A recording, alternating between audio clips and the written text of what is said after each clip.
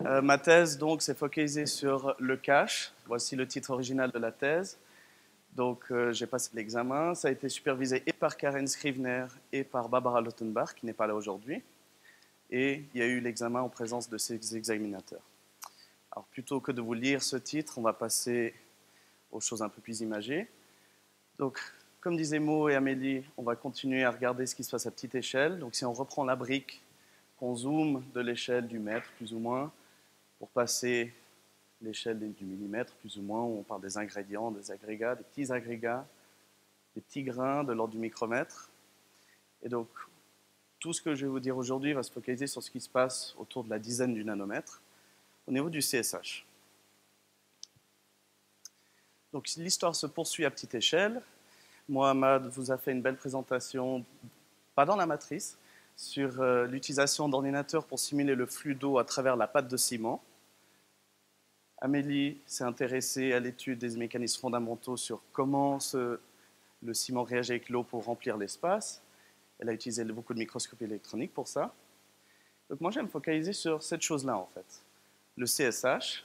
Mais dans mon cas, on l'appelle plutôt le cache, le CASH. Donc l'étude a porté sur la composition et la morphologie variable du cache dans ce que j'appelle, avec des grands guillemets, des ciments bas CO2. Donc, avant de passer aux choses sérieuses, de quoi je vais vous parler? Les ciments bas CO2, ça part de l'idée que le ciment, sa production, ou la production du béton en général, produit beaucoup de CO2. C'est pas que c'est un matériau très polluant en soi, c'est qu'on en produit tellement que ça a un impact quand même au niveau global, comme vous le voyez là. L'idée, c'est donc de remplacer une fraction de ce ciment par ce qu'on appelle des additions minérales réactives, en anglais Supplementary Cementitious Materials, les SCMs. Donc le bilan, finalement, c'est que vu qu'on remplace une partie du ciment, en principe, on a moins de CO2. Ça peut être des produits, des déchets industriels, par exemple l'industrie du silicium, par exemple. On utilise la fumée de silice. On peut avoir des cendres volantes. Cela vient de la combustion du charbon, par exemple. Et on a des matériaux naturels, la roche volcanique, qu'on peut utiliser telle qu'elle. Il faut juste la broyer avant de la mettre dans le ciment. Et aussi des argiles calcinées, il y a beaucoup qui se fait à ce niveau-là, les PFL, à Cuba, en Inde en particulier. Donc c'est des argiles que l'on prend, que l'on chauffe pour les rendre réactives, pour que ça contribue à la réaction du ciment. Mais donc le fait de remplacer le ciment avec les SCMs, donc, il y a en principe moins de CO2, mais on ne veut pas compromettre la performance de ces matériaux. C'est des matériaux qui doivent être utiles et durables sur le long terme. Il nous faut donc une connaissance fondamentale à petite échelle pour pouvoir expliquer ce qui se passe à grande échelle. Et en particulier, prédire les performances sur le long terme. Ma thèse s'est focalisée sur la chimie du ciment, en particulier parce que dans ces mélanges avec SCMs, on a moins de calcium, plus de silicium et plus d'aluminium. Donc, j'ai parlé de ciment bas CO2. Maintenant, parlons de cache. Dans les ingrédients principaux dans ces ciments, en notation cimentaire, comme l'a expliqué Amélie, il y a l'oxyde de calcium, l'oxyde d'aluminium, la silice, l'oxyde de silicium, et l'eau. Donc en particulier, l'eau fait toujours partie des hydrates, c'est logique vu que le ciment réagit avec l'eau, mais mon étude a porté sur des échantillons séchés, donc je vais focaliser surtout sur le C, le A et le S. La chimie du ciment, ça ressemble un peu à un tas de Lego, on a beaucoup de choses à disposition, dans les phases anhydres et ensuite en solution, comme l'a aussi expliqué Amélie. En particulier, les deux se sont focalisés sur des ciments plutôt modèles, où on a le C3S et l'eau qui peuvent réagir pour former le CSH, ce fameux CSH, et la portlandite, le CH. Vous m'excuserez, je n'ai pas balancé l'équation correctement, c'est juste pour l'image. Mais dans les systèmes réalistes, et en particulier dans ces ciments bas CO2, on a beaucoup d'aluminium, beaucoup plus qu'en temps normal, et cet aluminium peut entrer dans le CSH. C'est pour ça qu'aujourd'hui, je vais vous parler de CSH qui contient de l'aluminium, le CaSH. Donc, les composantes principales de la pâte de ciment dans ces systèmes réalistes sont le cache, qu'on note comme ça avec des tirets. La raison pour laquelle on met des tirets, c'est parce que la composition est variable de système en système. C'est un peu le côté compliqué de cette thèse, c'est qu'on peut avoir beaucoup de choses différentes. Et bien sûr, je ne parle pas de ce cache-là, vous en conviendrez. Donc, d'une part, on a le cache, mais on a aussi la portlandite, l'hydroxyde de calcium. C'est vraiment les deux contributions principales à la colle, la pâte de ciment, et ce n'est pas ce CH non plus, dont je vais vous parler. Aussi, j'utilise le terme système réaliste. Dans ce cas, c'est que j'ai utilisé une quantité d'eau et une quantité de ciment dans un rapport qui est de 0,4, qui est justement typique de ce qui se fait sur le terrain. Et ça, c'est un point important dans la recherche sur tout ce qui est un peu fondamental. On doit faire des expériences sur des choses qui sont réalistes. Et donc, pour étudier le cache, alors, vous avez ce diagramme ternaire parce qu'il y a 3 composantes, ici le calcium, l'aluminium et le silicium. Le ciment ordinaire se trouve plutôt dans le coin riche en calcium et avec du silicium. Et vous voyez, il y a peu d'aluminium. Donc plus on est proche d'un coin, plus c'est riche dans cet élément-là. Les SIM, ces additions minérales dont je vous parlais tout à l'heure, sont plutôt riches en aluminium et très riches en silicium. Donc si on fait un mélange entre le ciment et un ou plusieurs de ces SIM, on a vraiment des mélanges qui se situent dans cette région-là. Donc durant la thèse, j'ai eu le plaisir d'étudier plus ou moins 80 mélanges différents qui ont réagi pendant au moins 90 jours, l'idée étant de former un maximum de cache. Ça a été fait à plusieurs températures, plutôt réalistes, avec différents matériaux pour avoir plus ou moins plus de silicium ou plus d'aluminium, et en différentes quantités. Donc des taux de remplacement de ciment de l'ordre de 10 à 45%. Et la question principale ici, c'est comment ces ciments bas CO2 se comparent aux ciments ordinaires. Donc ici, je vous représente la portlandite, c'est l'autre nom de l'hydroxyde de calcium qui est dans ce coin-là, et le cache, qui donc se trouve ici, avec des limites que j'ai mis en noir mais qui ne sont pas très bien définies. Et en quoi le fait d'ajouter des additions minérales va changer tout ça? Comment ça va changer la composition de ce cache et aussi sa morphologie. Je vais vous montrer un exemple tout à l'heure. La morphologie étant importante pour sa façon de remplir l'espace. En tout cas, c'est ce qu'on voudrait savoir sur le long terme. Et aussi, vous voyez que la portlandite contient beaucoup de calcium. Est-ce que celui-ci peut donner du calcium pour former plus de cache? Est-ce que le cache lui-même peut aussi redistribuer du calcium pour former d'autres choses? Pour étudier le cache, on aime beaucoup la microscopie électronique. Sur un échantillon épais, vous envoyez un faisceau électronique qui balaye l'échantillon. Et vous pouvez récolter, entre autres, un signal, les électrons rétrodiffusés, où vous pouvez observer le cache et la portlandite. Mais en parallèle, il y a d'autres informations qui nous intéressent, ce sont les rayons X caractéristiques. Et là, on peut obtenir l'information sur le pourcentage de calcium, de silicium, d'aluminium. Et bon, j'ai mis la brique bleue, mais l'eau ne fait pas partie de ce qu'on détecte ici. Mais pour voir la morphologie du CSH, il faut préparer des échantillons qui sont passablement plus fins, de l'ordre de 150 nanomètres dans la partie la plus fine. C'est chouette parce qu'en microscopie, en faisceau transmis, on peut étudier vraiment la morphologie du cache, ici avec le champ clair. Et vous voyez, l'échelle est très différente. On arrive à regarder à des échelles 100 à 1000 fois plus petites. Mais c'est beaucoup plus compliqué de préparer les échantillons. Donc j'en ai pas fait autant. J'en ai pas fait 80, mais plus ou moins 10. Voilà. Donc ici, je vous remets les questions principales. En particulier, la composition du cache, on l'exprime avec les rapports atomiques. C'est tout simple, finalement. On prend, par exemple, calcium divisé par silicium ou aluminium divisé par silicium. Dans les ciments ordinaires, le calcium sur silicium est de l'ordre de 1,7 jusqu'à 2,0. Et il n'y a pas beaucoup d'aluminium, ça va jusqu'à 0,1 plus ou moins. Dans les ciments bas CO2, il y a des expériences qui ont montré que cette valeur peut beaucoup changer, en particulier beaucoup plus de silicium. Le calcium-silicium baisse jusqu'à 1, voire moins. Et plus d'aluminium peut entrer dans le CSH. Mais ce qui a été plus nouveau dans cette thèse, c'était d'étudier ces variations de composition, mais les lier directement à ce qui se passe avec la portlandite, qui peut, comme je l'ai dit, fournir du calcium pour former du cache. Alors sur ce graphique qui est très similaire au diagramme ternaire de tout à l'heure, de nouveau on a la partie riche en aluminium ici, riche en silicium là, riche en calcium là. Chaque point représente pas mal d'heures de travail où j'ai dû déterminer le rapport atomique calcium sur silicium et aluminium sur silicium dans des échantillons qui ont réagi.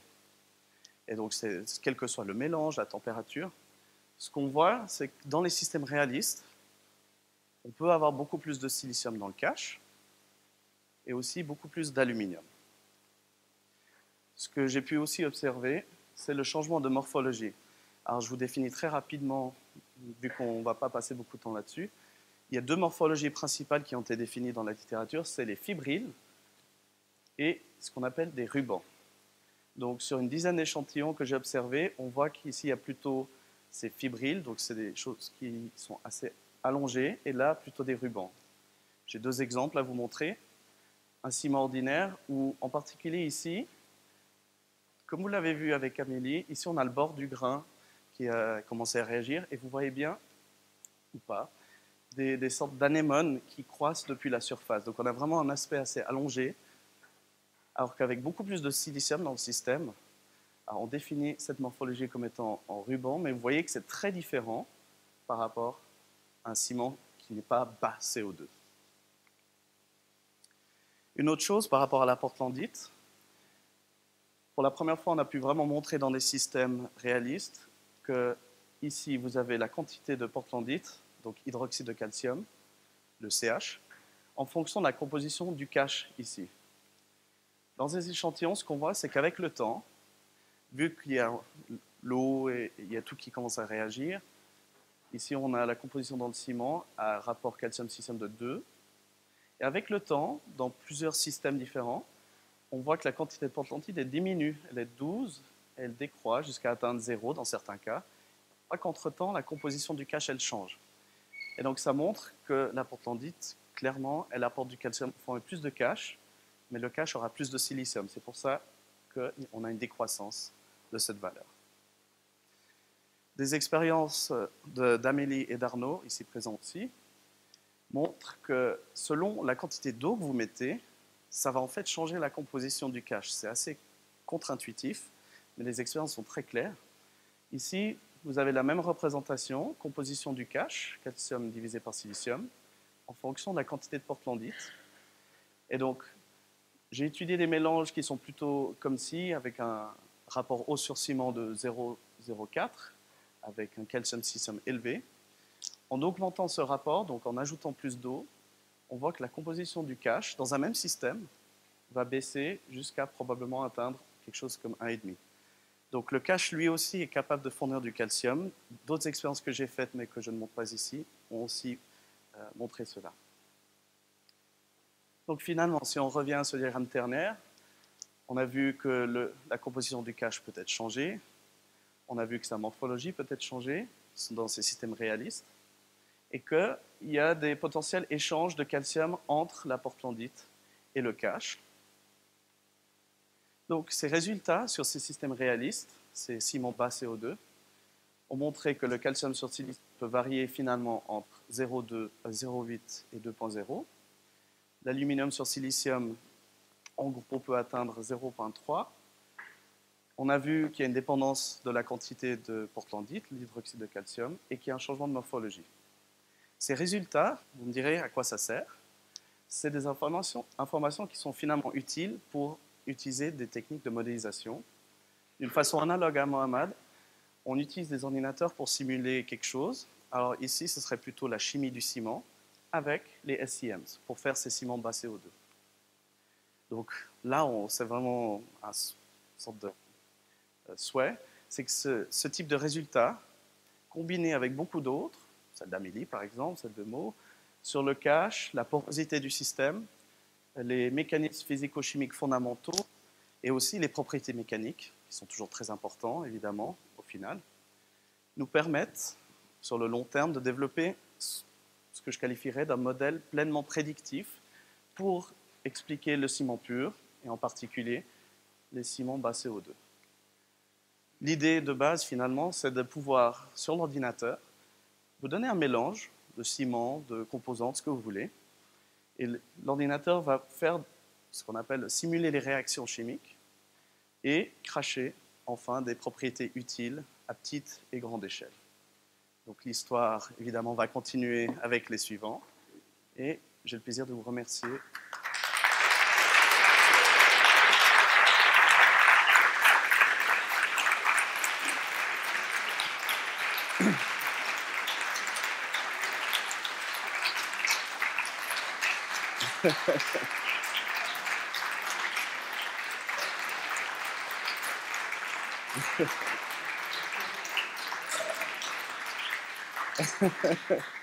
Voilà, est-ce que vous avez des questions? Merci beaucoup, John. Qui a les questions pour John?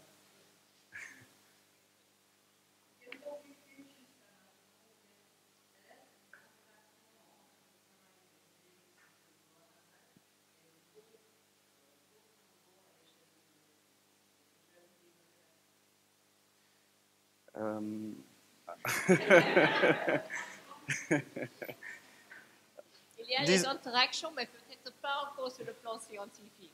Non, c'est ça, voilà. Ça, c'est le cible à long terme. Mais effectivement, il y a beaucoup de choses de faire entre eux. Ouais. Non, mais le problème, c'est que je me suis tout de suite lancé dans l'étude de tous ces mélanges très différents, même comme l'expliquait très bien Amélie avant. Il faut déjà comprendre les ciments modèles. Donc, c'est quelque chose qui arrivera avec le temps, mais pour l'instant, il n'y en a pas beaucoup. Un des problèmes que j'avais, c'était que je n'avais pas une structure du pH. Donc, dans un monde idéal, j'aurais plus en faire, j'aurais une structure du pH.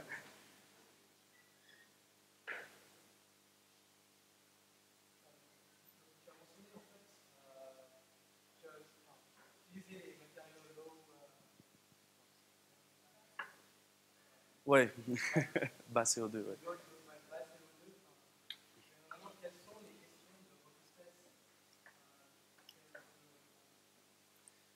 Qu'est-ce que tu entends par robustesse?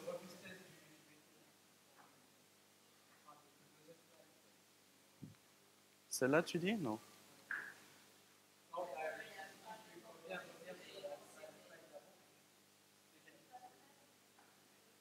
I was after. Oui, oui, oui. Non, l'idée, c'est que les cimentiers utilisent déjà beaucoup ce genre de matériaux. Et il y a toujours des tests mécaniques pour vérifier que ça tient, finalement. On fait beaucoup de tests mécaniques. Moi, j'en ai pas fait. J'ai regardé vraiment la pâte de ciment uniquement, juste la chimie. Dans le cas idéal, les agrégats, donc vous savez que le béton, c'est pâte de ciment plus les cailloux, les agrégats. Normalement, les agrégats ne réagissent pas. Donc, moi, je considère que les agrégats n'entrent pas en compte. Et je regarde juste la chimie. Si ça peut réagir correctement et remplir l'espace, normalement, il n'y a pas de problème. Mais il peut y avoir d'autres soucis après. Je ne sais pas si j'ai répondu à ta question, en fait. Ouais. Oui. Il faudrait que je mette les échelles.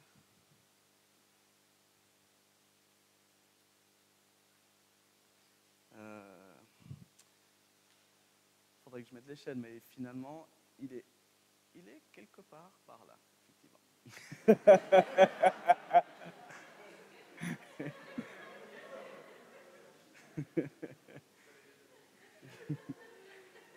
Non, mais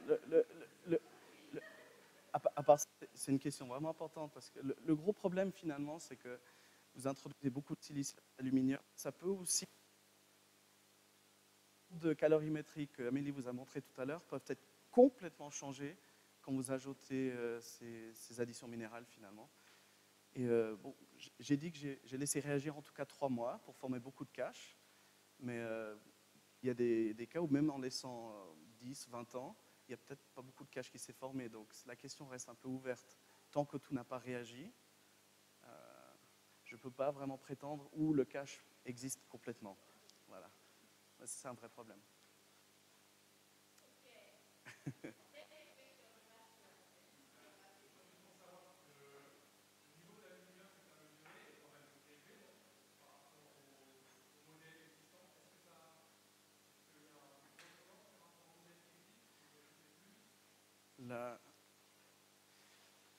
Alors, justement, il y a eu des problèmes avec les mesures d'aluminium dans plusieurs systèmes. Cette valeur que j'ai mise ici, c'est la valeur que je considère comme étant juste, maximum. J'ai mesuré beaucoup plus, mais c'est un peu un mystère. Mais 0,3, c'est parfaitement compatible avec le fait que... Bon, ça devient un peu technique si je réponds là maintenant, mais si on prend la taubermorite avec les silices pontantes, là, dans la plupart des expériences, la moitié sont remplies par des aluminiums. On devrait arriver à 0,25. Considérant toutes les erreurs qu'on peut avoir avec ce système de mesure, 0,3, c'est vraiment raisonnable. Et au-delà, c'est pour ça que je ne vous l'ai pas montré, on a des doutes. Voilà. Ok, avec cette dernière question, je vais passer le dernier diplôme à Joe.